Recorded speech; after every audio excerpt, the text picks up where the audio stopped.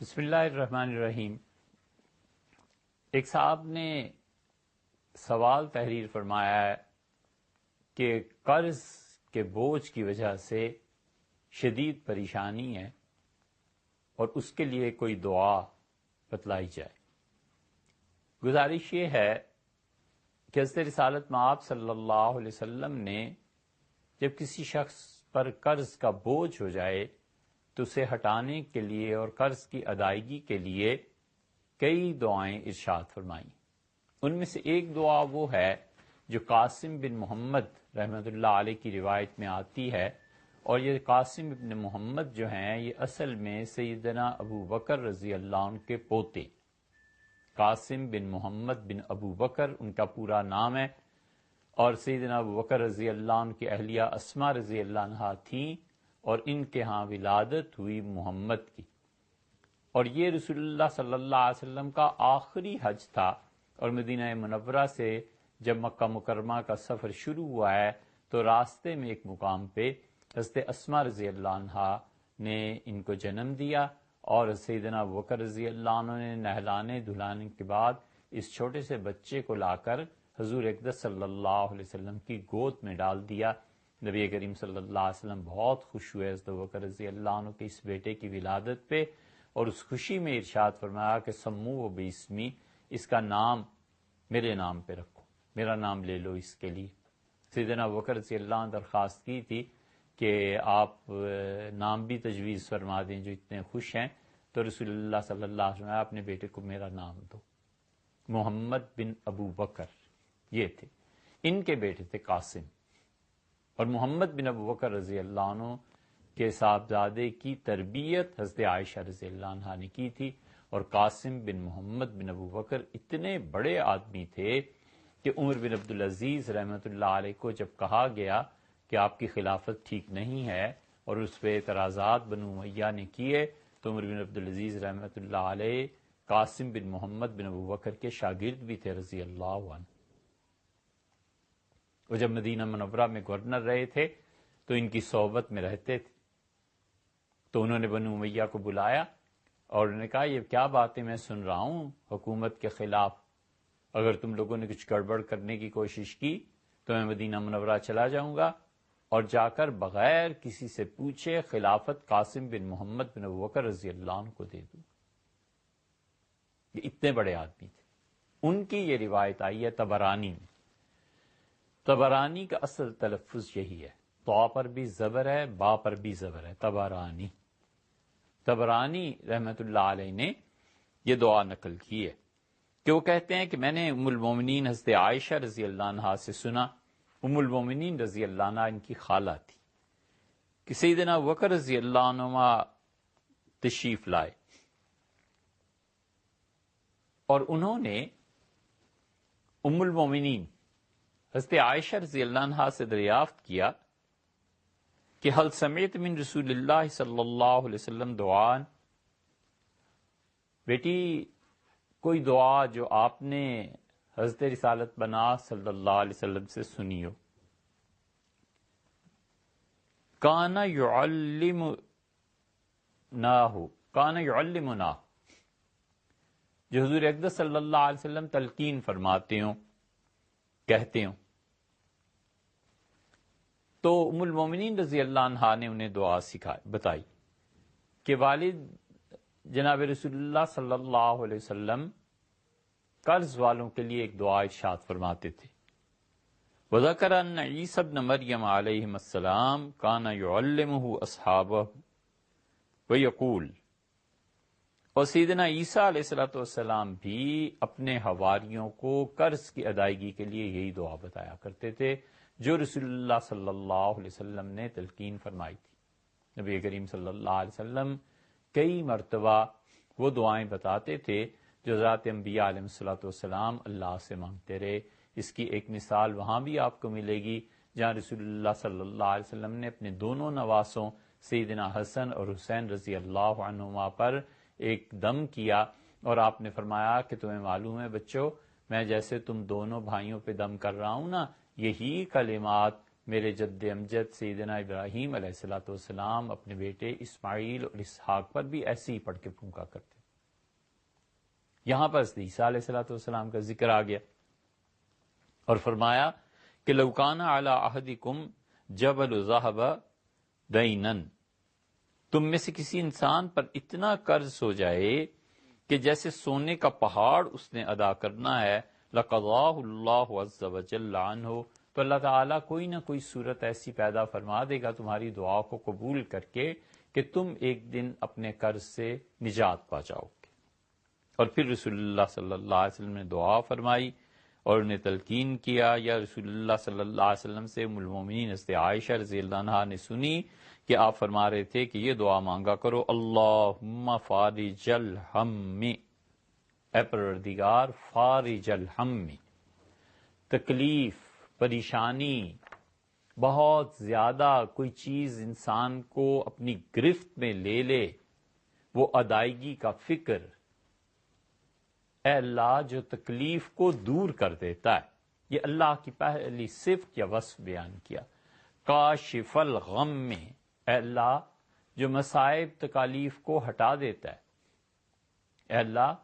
جو مصائب اور تکالیف کو دور کر دیتا ہے. مجیب دعوت المضطرین، اے پروردگار جو اپنے بندوں کی اس وقت سنتا ہے جب وہ بے قرار ہو کر اسے پکارتے ہیں. قرآن کریم میں بھی آیا ہے، اللہ تعالیٰ نے فرمایا کہ امن یجیب المضطر،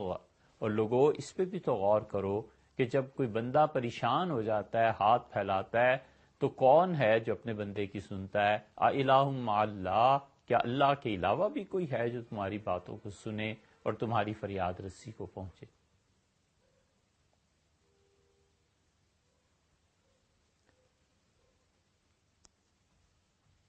تو قرآن کریم میں بھی اسی سے ملتے جلتے الفاظ بھی ہیں اور معانی بھی. مجیب دعوت المضطرین رحمان الدنیا والآخرت ورحیمہما، اے وہ ذات جو دنیا میں بھی بے حد مہربان ہے، اس کی رحمت عام ہے. رحمان اور رحیم دو الفاظ ہیں. فرمایا رحمان الدنیا والآخرت ورحیمہما، دونوں طرح اللہ تیری رحمت یہاں بھی ہے اور وہاں بھی ہے، اور تو یہاں بھی رحیم ہے وہاں بھی رحیم ہے. ایک بات تو یہ سمجھنی چاہیے کہ بعض مفسرین نے، یا عام طور پہ مفسرین نے، رحمان اللہ تعالیٰ کے جو نام گنا ہے تو کہتے ہیں کہ وہ ذات جس کی رحمت دنیا میں کام آئے، اور رحیم وہ جس کی رحمت آخرت میں کام آئے. تو رحیم کو انہوں نے مسلمانوں کے لیے یا پچھلی امتوں میں بھی حضرات انبیاء علیہ الصلوۃ والسلام کے پیروکار مسلمان رحمہم اللہ جو صحیح عقیدے کے ساتھ دنیا سے گئے، ان کے لیے بھی خدا کا اسم گرامی رحیم، اس کے انوار و برکات انہیں آخرت میں نصیب ہوں گے. تو رحیم آخرت کے لیے، رحمان دنیا کے لیے. اور بعض حضرات نے اس کو زیادہ نہیں مانا، وہ کہتے ہیں رحمت ہے اس کی اس جہان میں بھی اور اس جہان میں بھی. اسی لیے یہاں پر آیا کہ رحمان الدنیا والآخرت ورحیمہما، اے وہ ذات جو دنیا میں بھی اپنی مہربانیاں، عنایات اپنے بندوں پہ نازل کرتی ہے، اور آخرت میں بھی اے پروردگار تیری رحمت کام آنے والی ہے. ورحیمہما، اور آخرت ہو یا یہ دنیا ہو، دونوں میں اے خدا تیری رحمت پر بھروسہ ہے. انت رحمانی، اللہ میرا تو اتنا تیرے ساتھ تعلق ہے کہ تو میرا ہی رحمان ہے. یہ محبتوں میں ہوتا ہے ایسے، تعلق میں ہوتا ہے ایسے کہ انسان جس پر اعتماد، بھروسہ اور جس سے محبت کرتا ہے کہتا ہے بس تو میرا ہی ہے. ماں کو کبھی آپ دیکھیں اپنے بچوں سے پیار کرتی ہے تو کتنا جوش اور جذبہ ہوتا ہے کہ تو صرف میرا ہی بیٹا ہے. مطلب یہ کہ تیرے اور کسی کے ساتھ گویا تعلقات ہی نہیں ہے. تو اللہ پہ بھروسے کے ساتھ مومن کہتا ہے کہ انت رحمانی، تو میرا رحمان ہے. اے پروردگار تو بس مجھ پہ بہت رحمت کرنے والا ہے. فرحمنی، اے اللہ مجھ پہ رحمت فرما. رحمتن، ایک ایسی رحمت بھیج دے تغنینی بہا ان رحمت من سوا کا، اے اللہ تیرے علاوہ جتنے بھی مہربانی کرنے والے ہیں نا، اللہ میں سب سے بے نیاز ہو جاؤں، بس تو ایسی مہربانی کر. ایک آدمی نے کسی کو قرض دیا، اس نے یقیناً جذبہ رحمت سے کام لیا، وہ جذبہ رحمت جو انسان کے دل میں ایک یا دوسرے کے لیے ہے، اس نے اس کا مشکل حل کر دی، مصائب کو حل کر دیا، تکالیف کو حل کر دیا، بالکل ٹھیک ہے، بہت بڑا اجر اس نے پایا۔ حضرت رسالت پناہ صلی اللہ علیہ وسلم نے فرمایا، میں جب معراج میں گیا تو جنت کے دروازے پہ میں نے لکھا ہوا دیکھا کہ جس نے صدقہ کیا اسے 10 گنا ثواب ملا، اور جس نے قرض دیا اسے 18 گنا ملا۔ میں نے کہا جبریل، قرض پہ زیادہ اور صدقے پہ کم، یہ کیا؟ انہوں نے کہا اللہ کے رسول، جب کوئی قرض دیتا ہے تو کسی بے قرار آدمی، کسی پریشان حال کی تکلیف کو دور بھی تو کرتا ہے نا، اس لیے اس کے لیے ڈبل اجر ہو گیا، گویا کہ ڈبل کے قریب۔ تو حضرت ابوبکر رضی اللہ عنہ کہتے ہیں کہ فکان علی بقیۃ من دین، میرے ذمہ قرض ہو گیا تھا۔ سیدنا ابوبکر رضی اللہ عنہ بہت حضور اقدس صلی اللہ علیہ وسلم پہ خرچ کرنے والے تھے۔ ایسے ہی تو نہیں، وفات سے چند دن پہلے رسول اللہ صلی اللہ علیہ وسلم جو آخری خطبے، آخری باتیں ارشاد فرمائی ہیں، ان میں سے ایک بات آپ نے یہ بھی ارشاد فرمائی کہ امن الناس، سب سے زیادہ مجھ پر جس نے احسان کیے ہیں اور جس کے احسانات کا بدلہ میں نہیں دے سکتا اور اللہ ہی اس کے احسانات کو چکائے گا، حضرت ابوبکر رضی اللہ عنہ تھے۔ اس لیے فرمایا کہ فکان علی بقیۃ من دین وکنت للدین کارہا، اور مجھے اس قرض کی ادائیگی کی وجہ سے پریشانی بھی تھی، تو میں رسول اللہ صلی اللہ علیہ وسلم کی یہ سکھائی ہوئی دعا مانگتا رہا حتی قضاہ اللہ عز وجل عنی، یہاں تک کہ پروردگار عالم نے مجھ سے قرض کا بوجھ دور کر دیا۔ طبرانی رحمت اللہ علیہ نے جہاں دعا کا باب باندھا ہے نا، اس جگہ یہ حدیث لائے۔ تو جو دعا حضرت رسالت پناہ صلی اللہ علیہ وسلم تلقین فرمائی وہ یہ ہے کہ اللہم فارج الہم کاشف الغم مجیب دعوت المضطرین رحمان الدنیا والآخرۃ ورحیمہما انت رحمانی فرحمنی رحمتن تغنینی بہا عن رحمت من سواک، تغنینی بہا عن رحمت من سواک۔ پھر اسے پڑھتے ہیں، اللہم فارج الہم کاشف الغم مجیب دعوت المضطرین رحمان الدنیا والآخرۃ ورحیمہما انت رحمانی فرحمنی رحمتن تغنینی بہا عن رحمت من سواک۔ اللہم فارج الہم، اے پروردگار جو